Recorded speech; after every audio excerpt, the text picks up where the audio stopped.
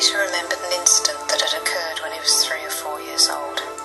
He was in the countryside playing in an apple orchard.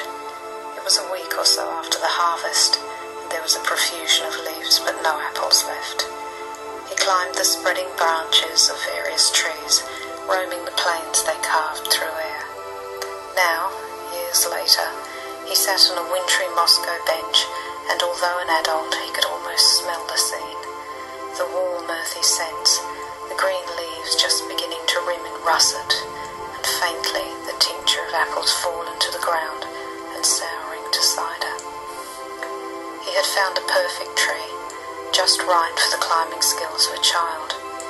He edged midway to the furthest, highest branch he could reach and settled, held aloft in air. As the wind blew softly through the orchard, it made his branch bounce. Though barely perceptible, the light child felt the resistance of the wind, the flexibility and energy of the wood. When the wind moved the branch, he noticed a cluster of leaves like two clasped hands, gently separate and open, then close again at each movement. At the centre of the clutch was an apple, a small, plump green apple. Peter had spent at least an hour in the orchard, hopping from tree to tree, and had not seen one piece of hanging fruit. Such had been the skill of the harvesters. But there it was, the last of the apples, at the end of his branch. The boy edged his way to the end, reached in through the leaves, and twisted the apple from its stem. His position at the tree's utmost reach meant the wind now gave him a greater bounce. He bit into the apple. It was sweet. It was sour. It was the loveliest he was ever to eat, simply because it had been unlikely, but now it was his.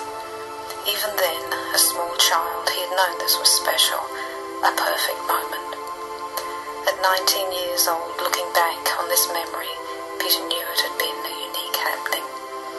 What was most important was that he had an innate awareness of what was special, valuable.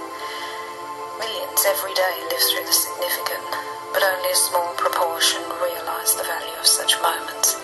The capacity to appreciate the always available is much less often exercised. Lives are littered with the extraordinary, brilliant events, incidents, surroundings, but they are lost among the ordinary, the banal, the day-to-day. To be able to reach in and grasp these moments, this is the gift, this is the genius.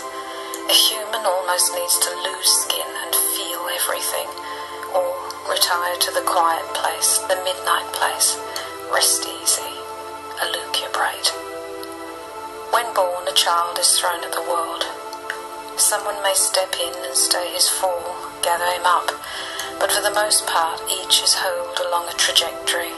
What we gather to ourselves, relish, we clasp as we hurtle along on our way. Some days will seem to last an eternity.